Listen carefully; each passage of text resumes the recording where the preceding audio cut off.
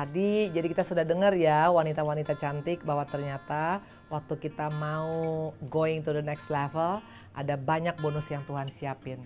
Wanita-wanita stoplah untuk menjadi pribadi-pribadi yang cengeng, yang hanya cuman mengasihani diri sendiri, yang hanya cuman minta. Tuhan bukan gak mau ngasih, Tuhan Yesus tuh baik banget lah pokoknya. Tapi Tuhan bilang sampai kapan lu minta-minta terus, kok gak pernah sih memberi?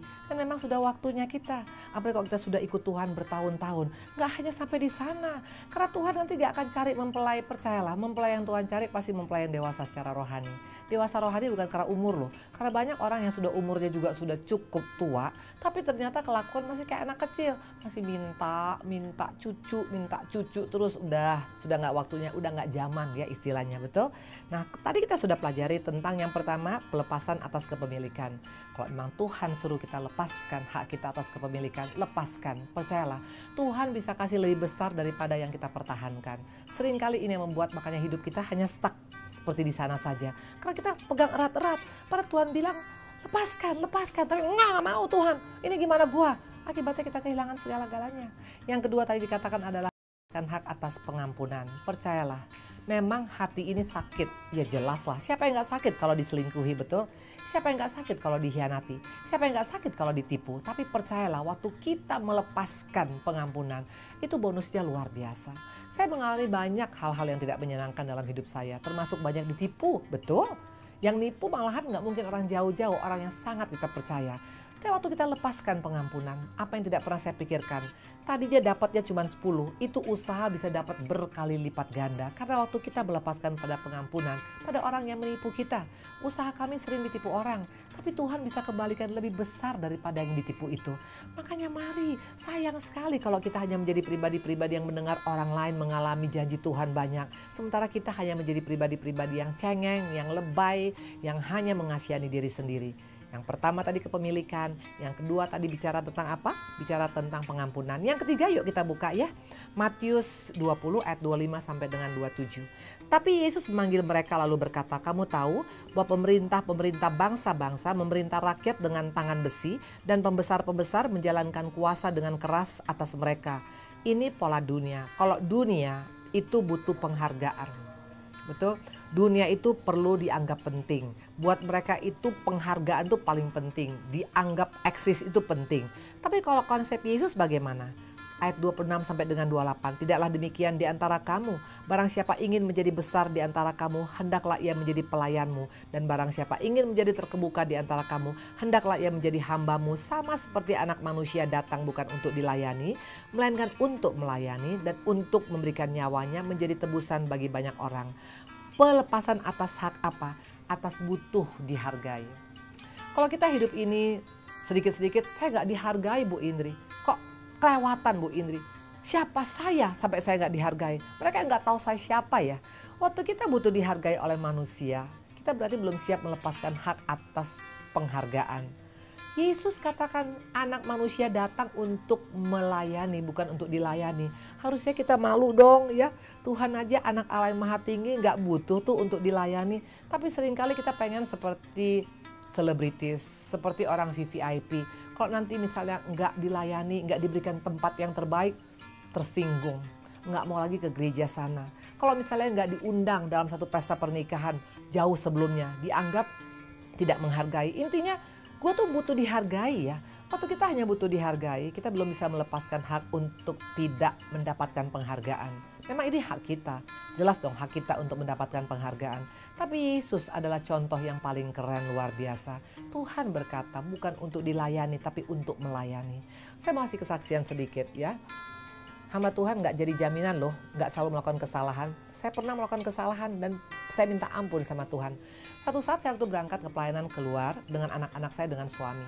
Waktu itu seperti biasa dari gereja ke gereja yang lain dan karena buru-buru itu saya cepat-cepat dan mungkin mereka juga melihat kita buru-buru dan akhirnya sampai di gereja itu dengan keadaan hampir mau mulai ibadah. Terus seorang pengerja datang dengan mengatakan, Bu Indri mau minum apa? Dan saya spontan bilang, tolong ya buatin kopi tapi gak pakai gula. Wajar sebenarnya, wajar. Tapi tahu apa anak saya bilang? Mama yakin mama pelayanan di sini. Loh, memang kenapa? Saya bilang, kenapa nggak mama sendiri yang buat kopinya? Kenapa mesti orang lain yang buat kopinya?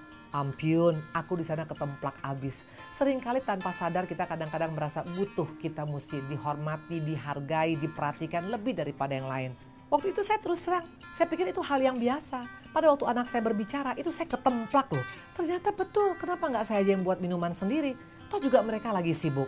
Tapi karena saya pikir saya kan hamba Tuhan ya, wajarlah saya diperhatikan. Sayang sekali waktu kita butuh untuk dihargai, kita belum siap melepaskan hak. Kita masih belum ada apa-apanya dibanding dengan Tuhan Yesus. Harusnya kita belajar dari karakter Yesus. Karakter yang so humble, yang tidak pernah butuh untuk mendapatkan perhatian lebih daripada yang lain. Itu yang membuat namanya ditinggikan di atas segala nama.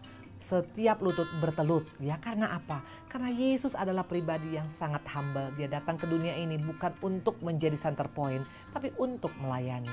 Bagaimana dengan kita ya? Saya masih ingat waktu itu, seringkali memang kadang-kadang kita mengaku sebagai hamba Tuhan juga. Kita kadang-kadang juga gampang tersinggung. Betul, karena butuh harus diakui, harus dihormatin.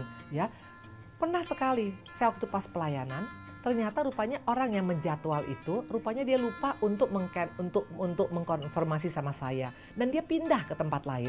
Nah waktu saya waktu pas datang dengan pakai jas lengkap, saya lihat ada seorang pendeta, hamba Tuhan yang duduk pakai jas. Dan saya yakin ini pasti hamba Tuhan.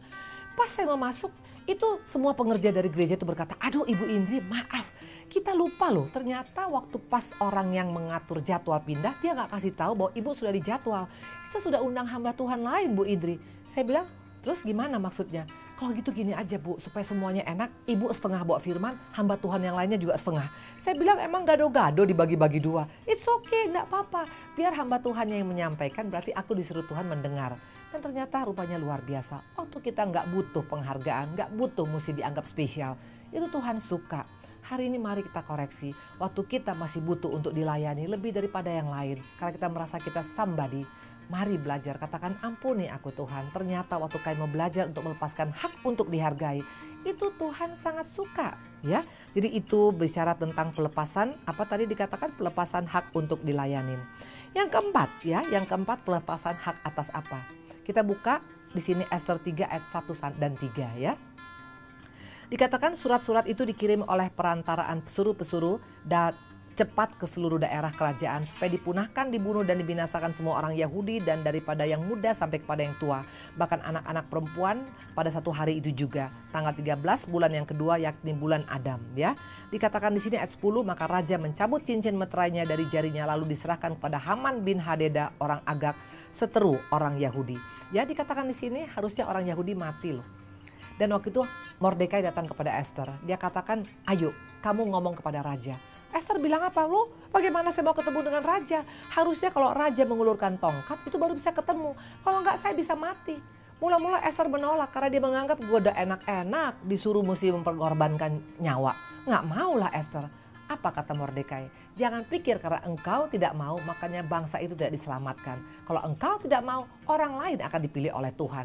Esther untung cepat tangkap akan hal itu. Akhirnya dia keluar dari comfort zone-nya. Dia ngomong kepada raja dan akibat keluar dari comfort zone, pelepasan hak atas kenyamanan. Dia menjadi Ratu Ahasuerus. Hari ini mari jangan anggap bahwa itu bukan urusan kita. Jiwa-jiwa bukan urusan kita. Itu urusan pendeta Bu Indri, urusan gembala. Saya ini orang ibu rumah tangga loh. Saya ini adalah pengusaha. Bukan urusan saya mengenai jiwa-jiwa yang binasa di luar sana. Waktu kita merasa nyaman dengan kondisi kita, waktu kita merasa bahwa comfort zone adalah segala-galanya, kita akan kehilangan semuanya. Percayalah, wanita-wanita, hari ini mari kita belajar. Ternyata waktu kita mau keluar, memang kita sudah nyaman, suami baik, anak baik, orang tua baik, semua baik. Itu kan bukan urusan saya, harus keluar. Karena Esther bisa dipakai luar biasa karena dia keluar dari comfort zone. Saya terus terang, saya bukan pendeta.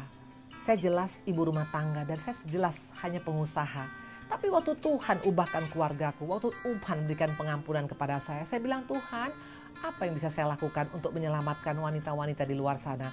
Saya bukan sekolah teologi yang hebat tentang Alkitab, tapi saya mau bagikan tentang kebaikan Tuhan saja. Dan ternyata waktu kita mau keluar dari comfort zone, itu yang membuat Tuhan disenangkan. Dan kita bisa mengalami perkara besar. Menjadi Ratu Ahasuerus nggak pernah dibayangkan oleh seorang Esther. Kenapa bisa dia alami sama dia? Karena dia melepaskan comfort zone-nya. Hari ini mari kita koreksi karena begitu banyak rencana Tuhan bagi wanita-wanita yang mau going to the next level ya. Jadi itu poin yang keempat. Nanti kita masuk kepada poin yang kelima.